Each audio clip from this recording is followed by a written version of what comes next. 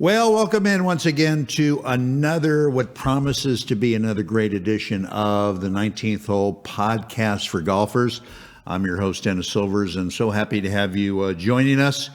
And just a little house cleaning before we go. If you're watching us on a number of platforms like Facebook and YouTube and Spotify and Apple app, please give us a like. We would appreciate that. Please subscribe if you have an opportunity and leave some nice comments if you have the opportunity to do that, because we always like hearing from you. Anyway, we've got a wonderful, wonderful guest today. Golf fitness is a very important part of the game of golf, and I think it's something that's probably ignored by way too many people that play golf for whatever reason. Either they just don't have the time, they don't care about getting in golf shape, if you will. They don't really care if they improve that much. But you know what? Golf fitness is good for more than just your golf game. It's good for feeling good every day, trying to alleviate those aches and pains and what have you. And to me, that's the real reason that you should do it. I think you're improving in your golf swing and your golf game is just a secondary benefit of feeling good all the time. And we've got a great, great guest for you. Another note, I don't know how many of you watched the PGA Championship that went on in Kiowa Island. Congratulations to Phil Mickelson. Oldest winner of a major champion at 50 years of age. It was a great, great tournament. And I don't know if I've told you the story before, but years back when I had Pete Dye on the show, I had told him, I said, Pete, I got invited by the owners of the property to come to Kiowa Island, play the ocean course, play some other courses that they have there. And nobody knows the golf course, obviously, better than you. What's your one piece of advice you would give me in playing the ocean course? And he starts chuckling. And he said, Dennis, that's easy. And I said, what is it, Pete? And I leaned in and he said, my advice to you, don't play from the back tees. And oh, so right. That thing's over 8,000 yards from the back tee. It's like an all-day sucker. And as you saw, they didn't play it all of the way back, but it still gave a hell of a lot of problems to these guys. And these guys are the best players in the world. But if you get a chance to go to Kiowa Island and play the ocean course, also Kiowa Island is the first private course that Tom Watson has done in the United States is there. And it's just a wonderful, wonderful facility. So put that on your bucket list, as well as coming out to Las Vegas to play some golf. Anyway, let me bring up our guest for today. She's absolutely fabulous. Her name is Mindi Boysen. She's also known as the Empress of Exercise in the state of Nevada, and she has quite the resume. In fact, when I was going through her resume, my shirt was going out of style. It took me so long to get through it. So we had to cut down a little bit. So anyway, let's bring up Mindy and say hello to her. Mindy, thanks for coming on the show. I know you are busy, but thanks for taking time out, and we're glad to have you on the show. Sure. Empress of Exercise in Nevada, huh? Let me write that one down. Empress of Exercise in Arizona. But, you could make it Nevada too, whatever. Anyway, Mindy is a golf fitness coach. She is also a sought-after group speaker and consultant. Her clients range from juniors all the way up to seniors, well into their age. We're going to talk about that. Mindy has earned multitudinous certifications in her career, really too many of them to mention all of them on the show, but a few examples are, and we'll get into this too, is she's a level 2 TPI, which is Titleist Performance Institute. She's a power coach. She's a level 3 TPI golf fitness instructor, biomechanics specialist, and I've got a thing about biomechanics I want to talk to her about as well. Sports medicine and many, many more. Mindy, before we continue, I had a fairly extensive CV myself, but I kind of learned to cut it down and I eliminated all that stuff. So you know what I use now, Mindy? I go, Dennis, H Silvers, comma, HG. HG. High school graduate. I like that. You like that? It Like saves that. me. It saves me a lot of explaining. Mindy is very well versed and experienced in both presentations as well as clinic experience. She is the head golf fitness coach at really some of the premier courses within the Phoenix Scottsdale area. She is the official fitness partner of the Arizona Women's Golf Association. So it don't get much better than that. So very, very well qualified. She has more certifications than pasteurized milk has to go through. In other words, so she knows her stuff. She knows her stuff. All right, let's get the first obligatory question out of the way, Mindy. What got you interested in golf fitness, and what were your motivations for getting involved in that? Well, I started as a school teacher. I was actually, my degree is early childhood education or early childhood development. So I taught 4 years of public school, and I was an aerobic instructor in the evening. That was Wow. back in the that was back in the 90s. That's how I got started. Okay. Almost 30 years ago, 1992. So I was teaching pretty much aesthetic based classes in the evenings, and hey, we all cared about how we looked in the 20s and the 30s, and oh Sure. yeah. Sure. And then you know what? I went to Pilates school, and I went through all my Pilates education up in Chicago, and it took about 10 months driving up there from Indianapolis. And I liked golf. I wasn't into it at the time. My father was the high school golf coach. Did not like it. It was the biggest 5 hours of a waste of my day I could possibly think of. Especially when someone makes you count every whiff, and that was my dad. So he's still into golf, and you know what? Once I went through Pilates training, and I saw that really the wave of the future and the wave of aging and the wave of movement is it's not how we look on the outside, but really what's going on the inside. I have scoliosis. I would not be here right now doing what I'm doing, standing in gyms and standing on ranges all day long for 30 years if I didn't have the proper technique and the behind me. So you know what? I went in the 90s. I went back through the Pilates, and I came back to this private club I was working at, and I thought, you know what? Pilates for golfers would be great. Yeah. I thought, hey, you're a golfer. I'm going to teach you to rotate better, and that was it. That was my education. But as I got more into it, I moved down to Arizona. Then obviously there became a more systematic approach to it, and I quickly learned what I did not know.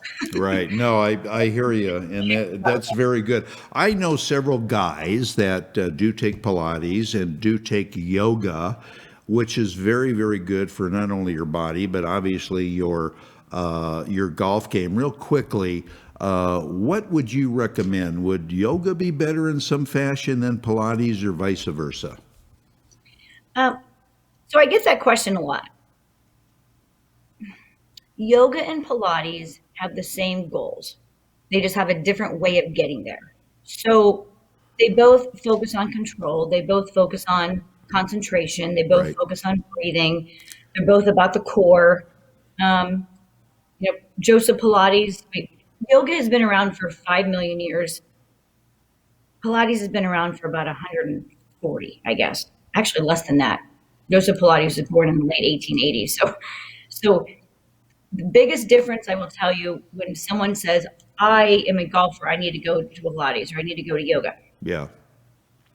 Yoga is postures and the asanas and the balance and the holds. Pilates is the movement between those holds. Pretty much, they're very similar. I mean, you can look at a yoga boat and you're holding, and there's a yoga or a Pilates teaser where you're moving between and being in the boat. So I like both. I don't like everything about both. And I think however you can get from point A to point B, you don't need to be a yoga guru or a Pilates purist. You Right. need to you need to find the right person to help you. Yeah. Don't buy into one mode. That makes Okay. sense. So you're telling me I could take my Pilates mat off my Christmas list? I don't need it. I didn't say that. Let's just say you should have a mat, Dennis. Just You get should a have mat. them. Yeah, because And because whatever you do on that mat, it might not just be Pilates or yeah, yoga. you never know. All right, I'll tell you what. We've got to take a break. We're going to step away, take a short break. We come back. We're going to have more with our obvious great guest, Mindi Boysen from Arizona, and we're going to do a little deeper dive into what you need to become or help you become physically fit. So stay with us. We're going to be back right after this. Golfers at every level strive to hit the ball like a tour player, setting the club perfectly at the top, storing all the energy as they unwind and their club head approaches the ball, striking it flush at impact and staring it down as it explodes off the club towards the target. Introducing Precision Impact. Precision Impact is the single tool that will accelerate that process and get anybody striking the ball with complete command. Unlike any other product, Precision Impact is designed to keep the hands quiet and prevent the fatal flipping or scooping of the hands. This amazing product will actually reprogram your brain to keep your hands in the perfect textbook position. Precision Impact will soon have you hitting the most crisp, consistent shots of your life. As you start your backswing, you should hear several clicks as your wrist folds properly for a perfect set at the top of your swing. From there, allow your arms to fall as you aggressively rotate through the ball, knowing your Precision Impact will keep your hands and club head in the ideal position. Order now at PrecisionImpactGolf.com and never look back. Hey golfers, I've been a golf talk show host for a long time, and I've been playing golf even longer. Being in golf media, I've had the chance to play every ball ever made. I've tried them all. Well, my search is finally over because I found the best ball I have ever played with, and more golfers are finding the same thing. I started playing with the Elixir golf ball made by Encore Golf. Encore Golf has revolutionized both their golf balls, the Elixir or the Avant 55, or the brand new Vero X1, to where the performance of either will simply blow you away. It did me. If you're looking for better performance and durability with your ball, Encore Golf has it. Don't just take my word for it. Check them out at EncoreGolf.com and you'll become convinced, as I am, the first time you tee it up with Encore. It's the best performing ball for the price. Go to EncoreGolf.com and see for yourself. Your scores will love you for it. That's ONCORE Golf.com.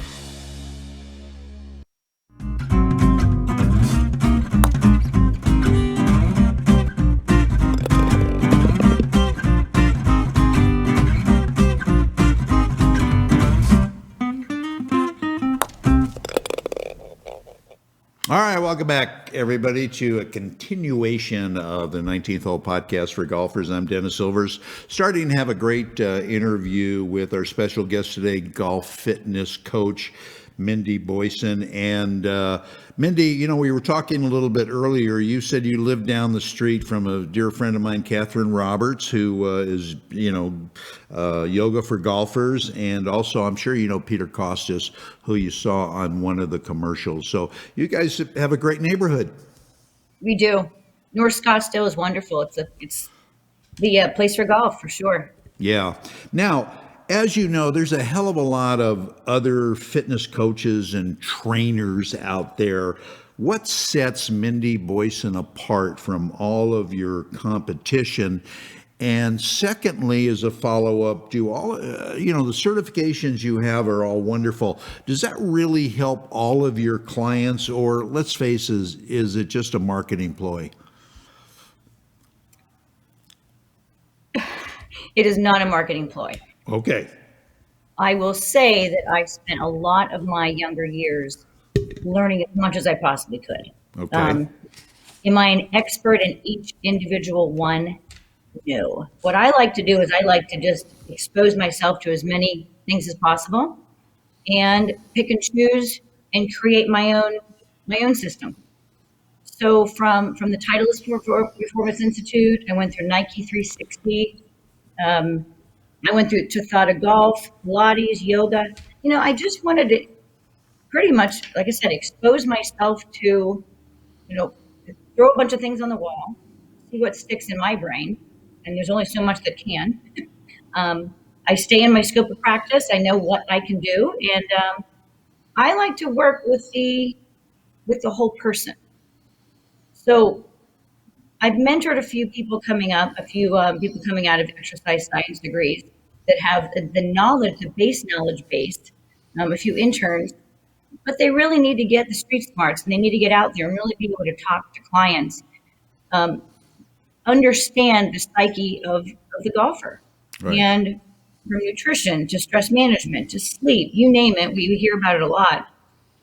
But you can't just say, oh, you're a golfer, come on in. Let me just go ahead and throw you on a bunch of weights and make you feel good. Because in the end, it's going to either injure somebody, and you got to see what drives somebody. Well, that's perfect, because that brings me to my next question, Mindy, which is, what type of an evaluation do you do, if you do one, to your clients, and really, who does that benefit more initially, you or the client, when you do an evaluation? Both. I like that question. I really do. It's That's and why my clients. that's why I get the big bucks, Mindy. You ask the best questions. So I do follow the 16-point TPI screen. Okay. It is 16 points that tells a golfer exactly what they need to really help their swing become more efficient and where their power leaks might be.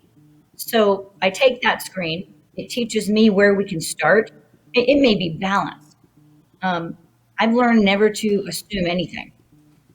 People walk in, boy, they look good. I've had mini tour players that come to me that pass everything until we get to the wrist, or they pass everything until we get to the hips. Right.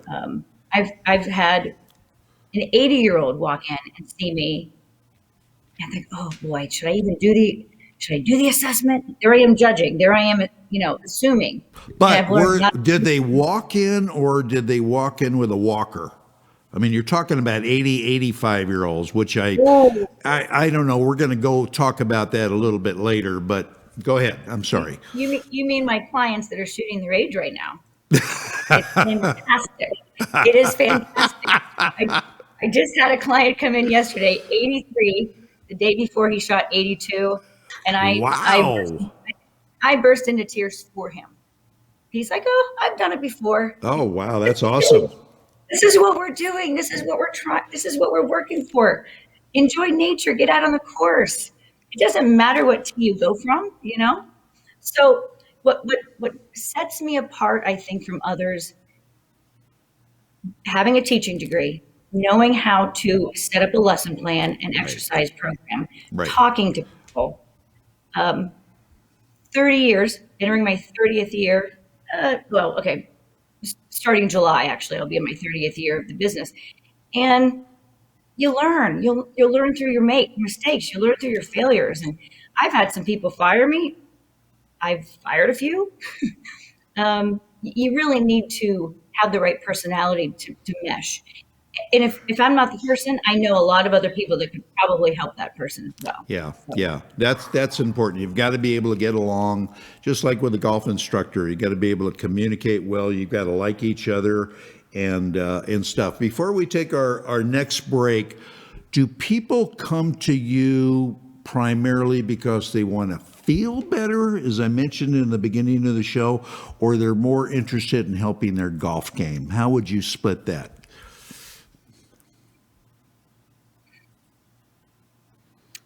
I see a lot of over the age of 50 male golfers that just want to play without pain and hit the ball farther. They don't care about what their bicep necessarily looks like. They want to get out there and smash that ball past their buddies. Right. And be able to play the next day without taking a bunch of pills or taking a week off. That's most of my male golfers. My female golfers, maybe not as competitive. Boy, they do want to hit that ball farther, but they also want to look good and feel good. And, there's a lot of changes that go on when we get past 50 years old. Yeah. So there's a Yeah. lot of other things we need to focus on. Yeah. So a little bit, Go ahead. I'm sorry. a little bit of both. Yeah, I think especially with it when it comes to women, I always tell them it's more important to look good than to play good. You know what I mean? Anyway, I'll let you digest that, and we're going to step away again, take another short break. We come back, we're going to have a lot more for Mindi Boysen. So stay with us. We're back at you right after this. One of the buzzwords happening in golf is the word lag. You hear it all the time, but what is it, and how do I get it? Lag simply is the loading of the club to help produce tons of power in your golf swing. Up until now, getting lag into your swing has been very hard. Introducing the lag shot, a brand new proven training aid being praised by some of the leading PGA Tour instructors across the globe. This practice aid trains your hands, arms and body how to make a powerful, efficient golf swing with an amazing amount of lag. Lag shot is a 7-iron length club with the same loft and lie with a whippy, flexible blue shaft and a beautiful jet black club head. After you master the lag shot, your game will change forever with a stress-free swing, more power and more distance with lower scores every time you play. Go to lagshotgolf.com and you'll see why this truly is becoming the #1 training aid in golf. Visit lagshotgolf.com.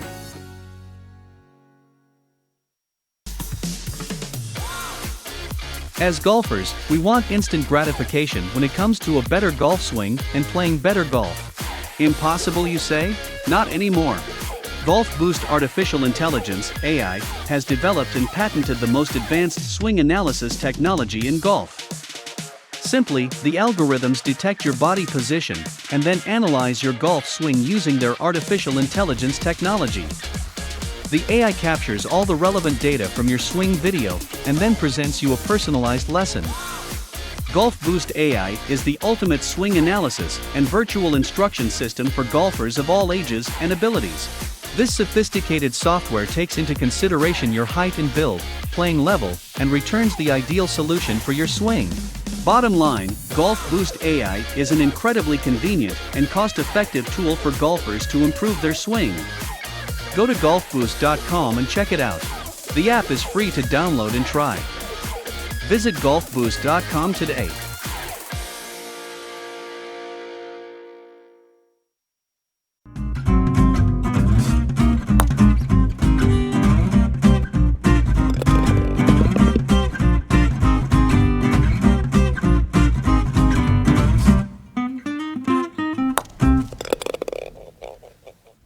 All right, we are back with Mindi Boysen. And speaking of apps, that Golf Boost, I'm telling you, is a tremendous, tremendous app. If you haven't looked at it, if you haven't downloaded it, it's free. Do it. It's just going to blow you away. And I know that Mindy has a new app or a revised app coming out pretty soon that we're going to also talk about a little bit. Well, not quickly, Mindy, what is the percentage of women as opposed to men that make up most of your clients? And secondly, do you find that most of your clients really overestimate their ability, whether it's doing exercise or their golf game? So I work with the ends of the spectrum. I have, I'm the fitness coach for a junior golf academy down here, and then I have the rest of my clients are all adults over the age of 50.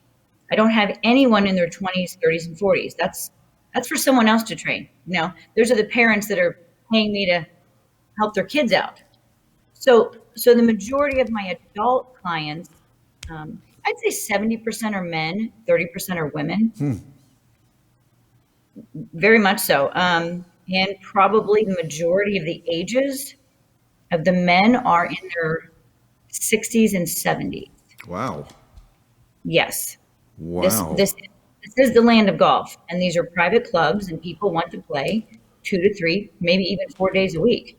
And the only way to really do that in your 60s and 70s is you better have a good foundation. Oh yeah. And so that's what I bring them. Interesting. I'm an educator first. So if someone can come to me and say, give me the best 5 exercises or give me the best 5 moves, I don't want to spend a lot of time. I don't want to be in a gym. I'm not a Right. gym rat. I've never exercised, but gosh darn it, I guess I better do something. Well, I was going to ask you, why the hell can't somebody join a gym and get a trainer and do the same stuff rather than paying you all this money? I'm sure you get asked that. Yes. And I say, and you can. Yeah. These are the questions you might want to ask that person. Do they golf themselves?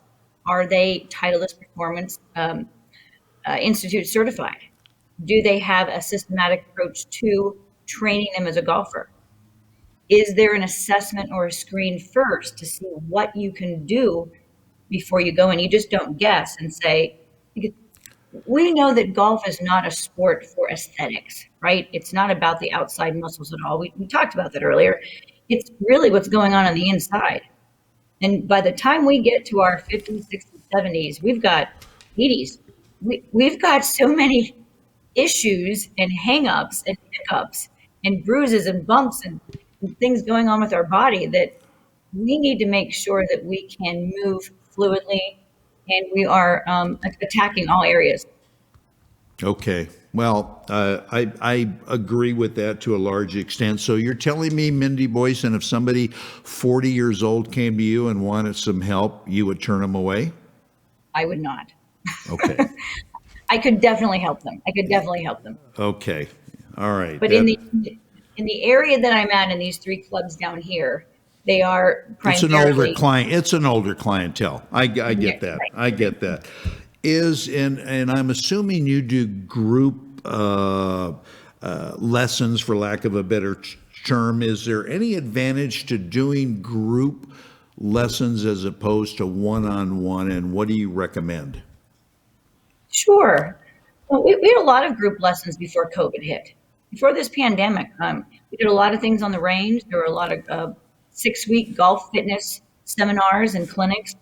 I worked pretty closely with a lot of pros down here. I like that. We take the team approach for sure. I can't do it myself. I do not teach the golf swing. I've been as low as an 11. I'm a 15 right now. I don't like to practice. I can get out there, I can hit far, and I couldn't possibly help someone around the green. I'll let someone else help that. But when it comes to when a group with another pro, we work really well together, and I think the camaraderie of having other people around does help. I do have a lot of my clients that do not want to be in a group. If they can afford it, they want to be one-on-one. They want the specialized attention. They want a private lesson, and it works for them. And then I have some other people that say maybe we should share the cost a little bit. Share the cost, share the fun. Yeah. There's a lot of discussion about group lessons as opposed to one-on-one, but we're going to save that for another show. Mindy, over the years, what have you observed as far as who gets it, who benefits quicker, men or women? Ooh. I don't have an answer for that. I don't like your question, Dennis. I'm sorry. They only get tougher from here, Mindy. So go ahead, think about that. I'm ready. I'm ready. Yeah. No, I don't think there is a difference. I think it depends on the individual. I think each individual learns in a different way, whether Yes. they're visual, auditory, tactile. Some are go-getters. I've got CEOs that walk in and they want to CEO me. And then I have others that say, don't tell me why I'm doing this, just have me do it, please. So you really learn a lot from each individual's personality. Sure you do. Sure you do. How do you keep track, though, of the progress that your clients are making after they leave you? If they come to see you once a month, can you tell right away whether they have been keeping up with the exercises or doing what you told them to do? But how do you keep track of how they're progressing? I see many of my clients, maybe 2 to 3 days a week. I've got a few clients that if they could fit in, or I could fit them in 5 days a week, they would like to Wow. see me. They do not want to do anything on their own. They are not necessarily intrinsically motivated. But they will go by a schedule. You're retired. You don't just sit back on the couch and hold a remote control. You get out there and you schedule your day. And I happen to be in a lot of retirees' days. Now, with that said, I also have some people that say, how about I come and see you once every couple of weeks? What do I need to do In in between. between Right. weeks? That's not going to keep me in a gym for an hour. No, there are people that want to be in a gym every day for an hour because, I mean, if you're retired, you've got a lot of hours. Absolutely. Yeah. I have some people that will go to the gym the hour before they go play a round of golf, and then they'll go stretch, and then they can do their recovery, and that's just part of their lifestyle. And then there are those that it's not. So, and neither one is right or wrong or worse or better. It fits that individual. So how do I keep track? That was your question. They let me know. I have a lot of emails and texts, and I keep track of each one of my clients. I don't have hundreds at one time. I love every one of them. I'm not married, except I'm married to my clients, and they will text me when they're out to dinner on the weekend after they had a good round, or they won their skins, or they won some money, or they got first place in the club championship. That I'm one of the first people they let know, other than their wives or their husbands.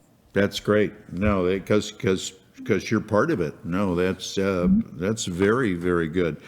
There are instructors that I have had on the show that will not work with juniors below a certain age. And I asked them, why is that? Do you hate kids or what? They said, no.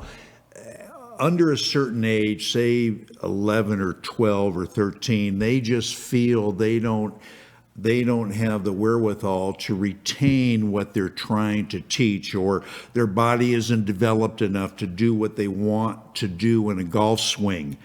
And you say you work with juniors from 5 to 17 or something.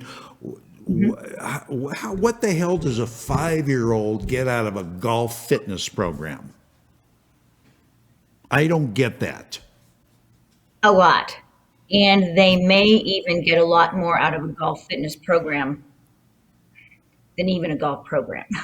So, and what I mean by that is, remember, my first passion was early childhood development. Right. I was a nanny. I was a babysitter. I was born to be a teacher. That was it. That was all I was going to do for life. I was not going to necessarily work with these 50 plus. Although that's my next passion. When it comes to child development, the most formidable, most important, right. very much, thank you, Yeah. are between 5 and 12. That's when they need to learn, not necessarily golf skills, not sport-specific skills. That's when they learn the fundamentals of hopping, skipping, jumping, cross-crawl patterns, throwing, striking. So golf is not an early specialization sport. So if you've heard that before, but don't train a 5-year-old, well, sure. You know what? 5-year-olds do need to be in maybe gymnastics, karate, tumbling, just free play, discovery. They're learning just to have camaraderie and be a team player and play with buddies. Right. But when they come to me, we actually do divide them up. Not necessarily, chronologically or by their age, but we try to fit them according to their levels. Now, I have five to about 8-year-olds that I put together, and then we put some 8 to 12-year-olds together right now. Our 8 to 12-year-olds are pretty darn competitive. They're our future of golf right now. They're playing U.S. kids tournaments. They are winning. We've had a few go to Pinehurst. They've gone to Pebble Beach. Nice. Nice. Drive, chip, and putt. Nice. It's amazing. Now, with that said, we don't want them to burn out. So we have 11, right now I have 11 8 to 12-year-olds, all boys. They're all very competitive. They all play in tournaments.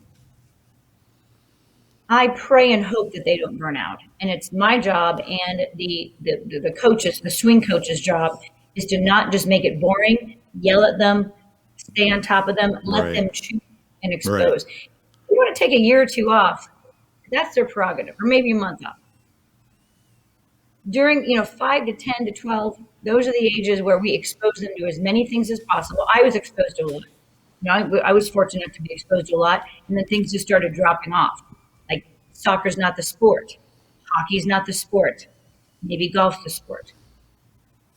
We've had kids leave golf, not necessarily golf fitness. I've trained them individually, but hockey was just their thing. Yeah. No, I get that. You were starting to worry me because you're starting to sound like like a soccer mom before when you were talking about this stuff. Before we run out of time, I want you to tell everybody about this new revised app that you're doing and where they could get it and what's it involve. We got a couple of minutes left. Okay, so years ago, I put 3 DVDs together for flexibility or mobility, it's called now, strength, and more about stability. And then I wrote a book called Synergistic Golf, one day at a time, getting your body, mind, and spirit together for a better game, because I do believe it's all encompassing. People aren't buying DVDs anymore. I had a lot of really good stuff in there. I had a lot of stuff in this book. When you get something every day, nutritional tip, exercise tip, motivational quote, a joke, which a lot of guys take to the golf course each day, and even a golf tip. So what I decided to do is make an app. It's called Synergistic Golf. Many of my users are still able to use it. We are revising it because apps break down, they need maintenance. It's been an interesting learning curve for me. So we are right now adding, and by the way, the app is free. So this is not just a shameless plug, but it is absolutely free. And I've had a lot of really nice feedback from people I don't even know that say, wow, what a really cool nutrition tip, or what a great joke that was. Or hey, that exercise you did on this certain day really helped me. That's the one I'm doing. When is it going to come out? When is it going to be ready for people to look at, to download? The second launch with our video series of 15 minutes of movement with Mindy will be late July. So stay tuned for that. Late July. That's going to be awesome. And we're going to have you back on sooner than later, and we're going to talk about that once they launch. If you're interested in getting a lot of information about this young lady, you can always go to her website, which is fitforgolfusa.com, and that 4 is spelled out FOR, and there's a lot of good information about Mindy. Unfortunately, we are out of time. I've got to let you know. Great information, Mindy. Great interview. You do great work, and that's why you're the Empress of Exercise in North Scottsdale. Sorry about that. Vegas. But you are coming to Las Vegas pretty soon, aren't you? I am. Hey, why not just leave this desert and go to that one? Well, go to that one. That's what I say. That's what, yeah, but we don't close up this desert, unlike you guys. But anyway, thank you again so much. And again, we'll be in touch, and we're going to have you on back sooner than later. I appreciate it. It was my pleasure. Thank you. Thank you. Fun. All right. Mindi Boysen, everybody. Check out her website, and she is just awesome. All right. We're going to step away, take a short break, but we're going to have our game improvement tip for you from Adam Bazalgette from Scratch Golf Academy for you as well. And then we'll see you on the other side.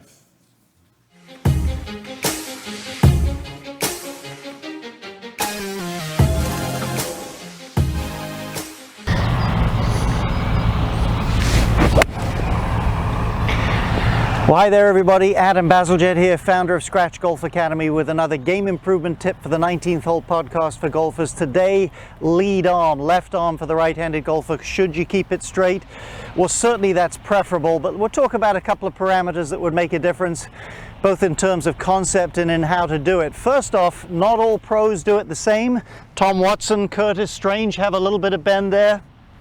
Some of this is just your flexibility. If you're a little tight through the shoulders and lats, tends to retract and pull back, you might have a slightly bent left arm. Hey, we like it pretty straight if we can get it, but if that's too physically difficult for you, it doesn't have to be dead straight. You've got the likes of Ernie Els, Michelle Wee, who are literally double jointed, hyper straight left arms. Hey, it looks great, but it's not for everyone. Now, it has to be fairly straight though. Now here's the thing, there's two things I think that make the most difference in keeping that arm straight. Number one actually relates to the grip. If you get it under that pad where you have really good leverage, more down in the fingers, as you hinge it, it actually pushes your arm straight. So don't try to get the arm straight this way, get it straight in conjunction with the hinge. And then the other tip really is this trail arm. That has as much to do with anything as the space or the width you create in your backswing. So for instance, in the case of Tom Watson we talked about, he has some bend in that lead arm, but plenty of space between the club and the body, and that's because the trail arm is doing the right job. And that is to say, not only am I pushing out with the lead hand and pushing the arm away from me this way, but my right wrist as it cocks pushes into that thumb and keeps that thumb away from my body. So if you're doing that, if you're pushing the wrist out with a good grip, your right hand's pushing the thumb out there, hey, even if it bends a little bit, you won't have any problems. Your arm will be straight enough. Hope this helps you.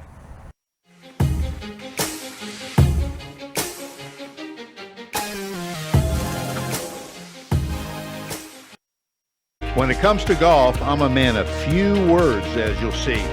Looking for out-of-this-world technology in your golf ball? Encore Golf. Looking for exceptional performance and durability? Encore Golf. Looking for the best performing ball for the price?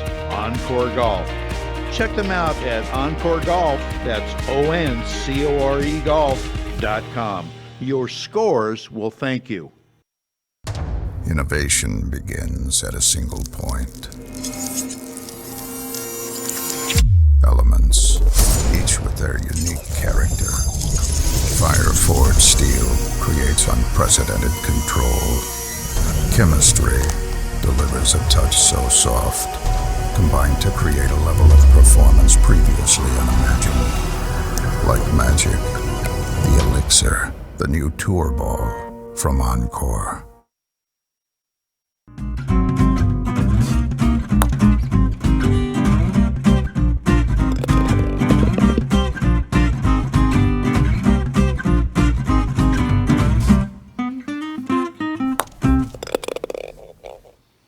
All right, I want to thank Mindi Boysen for a terrific interview. And like I say, golf fitness is very, very important. We're going to have her back sooner than later because there's so much to get into. And she's very, very involved in a lot of areas in fitness.